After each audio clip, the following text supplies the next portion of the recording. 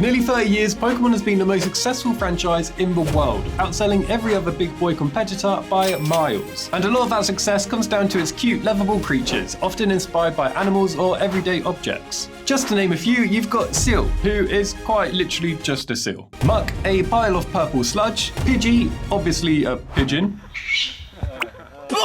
And Jinx.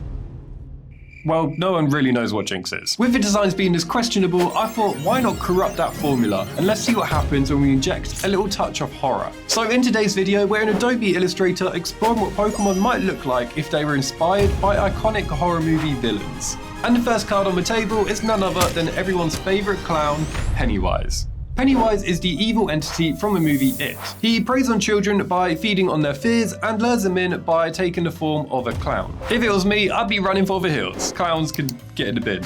Pennywise is recognised by his frilled costume, fiery red hair, and unsettling smile. It's these visual features that I'll be pulling from to create a Pokemon design. I wanted to strike a balance between creepy and cute within this design, something that feels like it belongs in the Pokemon world but still resembles that unsettling Pennywise aesthetic, such as adding these big piercing yellow eyes, finished off with a couple of instantly recognisable clown makeup details. Throughout my design, I made sure to bring in details that we often see in real Pokemon, like this wide mouth with little fangs and even that exaggerated anime-style tongue. As the design started to come together, I began thinking about its type. And no, I don't mean its dating preference. And that was awful. Every Pokemon has a specific elemental type, such as fire, water, ground, and so on. For this Pennywise design, I felt like Psychic was the perfect fit. I love the idea of it using illusions and tricks to mess with its opponents, like conjuring up cursed balloons that would drift across the battlefield before bursting with harmful energy. One thing that I definitely was finding challenging within this design was getting the perfect mix of clown features without overdoing it. At one point, I really wanted to just throw on some big old red clown shoes, but then it would look more like a clown than a clown-inspired creature. So instead, I opted for these almost deer-like feet, which I thought worked really well. When working on my arms, I was definitely inspired by Alakazam with its long, exaggerated limbs, as I thought these long, sort of dangly, awkward arms would add to its unsettling vibe, which it definitely did. Of course, it was only right that our Pennywise Pokemon would have a red balloon, such as in the movie, so I added this beside him as a finishing element. Once all the design was in place, it was just a case of shading and inking, really bringing it to life by carving out shadows of a darker layer previously placed on top. It's definitely not the most practical way of shading, but it works for me. And with a few final touches, here is my Pokemon Pennywise inspired design. I'm calling this one Jester Fear, like a jester and fear-inducing, but I'm sure you guys could come up with a much better name, so let me know in the comments. Now, as much as I like the Pennywise design, this next one is definitely my favourite. It's time to turn up that creep factor and introduce you to the most cursed doll of all time, Annabelle. Said to be possessed by a demonic spirit, the doll within Annabelle is recognised by her porcelain face, cracked features, and reddish braided hair. It's these unsettling doll-like features that we'll be using as inspiration to create our Pokemon. To begin my design, I started with an almost technical-like drawing to ensure that all the features were in place. Once that initial sketch blueprint is down, I could then start to add the colour. This was definitely by far the creepiest design I've done in the video, as how could it not be when your inspiration is this? My goal was to capture the little details that you'd expect to see on old dolls, such as button eyes inspired by Victorian toys, and most recognisably from Coraline. Unlike the other designs in this video, I wanted to keep the face as minimal as possible, as I knew it was that simplicity that was keeping it all quite unsettling. Keeping that minimal aesthetic, I created this almost draped dress-like shape beneath the head. I wasn't trying too much to make an actual body, as I like the idea of having this sort of floating fabric that would just give off this ghostly presence. And speaking of ghosts, I don't think there's any surprise when I say this Pokemon definitely had to be a ghost type. I wanted to mimic the two ponytails that is seen on the Annabelle doll, however have them abnormally large. I like the idea of this Pokemon not having any arms as such, but instead rely on its long braided ropey hair to grab and twist its opponents, using these claw-like split ends at the bottom.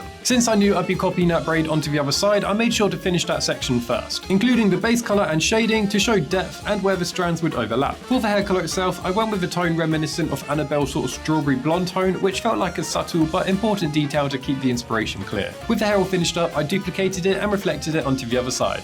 From there, it was all about inking and using thick black strokes and adding smaller details like the drapes within the cloth. This is definitely the most tedious stage within the design, but is always worth the final payoff in the end. Once the shadows and highlights were complete, our little sinister creature really came to life. I present to you Plattergeist, a very creepy Annabelle-inspired ghost type. I've gone with Plattergeist as a mix of Platts and Poltergeist, but I'm sure you guys could definitely give me a better name.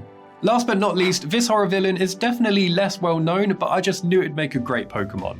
The Babadook is a demon that emerges from a cursed children's pop-up book. The creature itself is a long shadowy figure with a black overcoat, long clawed fingers, a white pale face, and a lavish top hat. It's these visual cues that we'll be pulling from to create our Pokemon design. It only made sense to kick things off with the top hat and then work our way down with design. From the start, I knew this was going to be my most mysterious and ghost-like Pokemon. I really wanted to capture that oversized cloak aesthetic that Babadook is known for. Similar to the Pennywise design, I didn't want this Pokemon to just look outright evil, at least not in the same way that Annabelle does, but instead to feel like it naturally fits within that world of ghost-type Pokemon. I have to say, I'm a little bit obsessed with these purple swirly eyes. The way they just contrast against the dark monochrome colors just really makes them pop so much. For the body, I actually decided to freehand this shape with a pencil tool to get that sort of flowy, drifty design. And honestly, I'm really pleased with how it came out. From there, I added more Babadook iconic features like the sharp triangular collar to push those cloaky vibes even further. While designing, I had the idea to give our little Pokemon fella a little companion of sorts, which would be a magical enchanted skull buckle built into the top hat strap.